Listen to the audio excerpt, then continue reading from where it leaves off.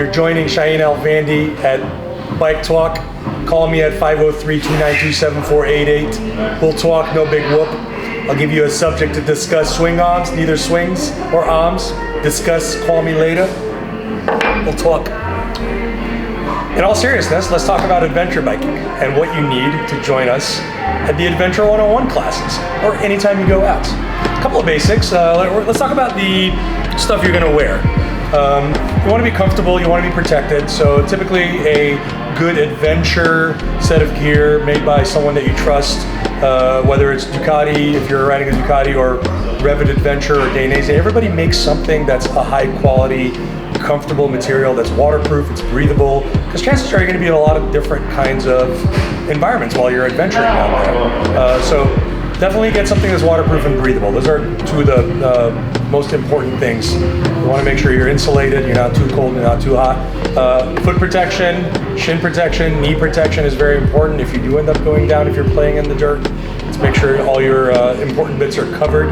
A good set of adventure boots is a good way to go, and make sure you have really strong ankle protection on that thing. I personally am wearing a pair of Revits right now. They're a brand new set of boots that come all the way up to my knee almost, and they are strong as can be. They're waterproof, they're snug, they're warm. I can pretty much walk in 2 feet of water in those things and not even think about it. As far as the helmet is concerned, a lot of people like wearing an adventure helmet that's got the little lid on there. You need that? That's up to you. I think more or less it makes you look the part, so maybe not a bad idea. For gloves, again, a set of gloves just like your clothes. You want it to be maybe waterproof, pretty comfortable and flexible, because you're going to be moving around a lot on the bike. The thing with adventure riding is that you're moving around a lot. You're standing up, you're sitting down, you're constantly on the move and kind of having fun. So comfort is paramount. Make sure you're fitted correctly. If you have any questions about that, call us up, and Graham or Allie and Apparel can definitely talk you through that whole thing. What kind of motorcycle should you be on? Probably something that's got good ground clearance and potentially a bigger front wheel on there that can go over obstacles. I always joke around that any motorcycle is an adventure bike if you want it to be, and that's true. But having something like, let's say, Multistrada V4 comes in handy. They come with street bias tires, but you can go to just the gnarliest knobby tire, depending on your riding style, where you're going to be, how much off-road or on-road you're going to be doing. Typically a good 50-50 tire is good, that can handle both 50% on-road and 50% off-road duties. We tend to carry just about every brand, so we can talk you through that. Again, depending on what kind of riding you're going to be doing and where you're going to be at. If you're going to be somewhere there's going to be a lot of mud, you want to have lots of knobs. If you're going to be somewhere that's just dry and packed in, it doesn't matter so much. You can get a pretty good like 70-30 tire and have a good time with that thing. As far as packing is concerned, pack light. I always tell everybody, pack your stuff and then unpack it and get rid of half of that, and then repack it and see if you can live with that.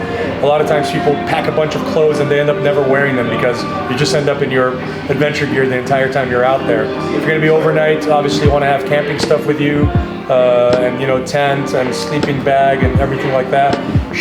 Pack as if you're hiking. Light, small is the best way to go. Make sure you have snacks with you all the time. Make sure you're hydrated all the time. I always carry a 2-liter water pack with me, and I always have a little extra water pack that's strapped somewhere on the motorcycle in case I'm out there longer.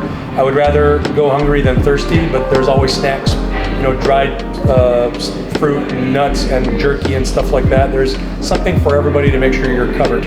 For our Adventure 101 classes, we typically tell people, come geared as if you're going to go on a full adventure.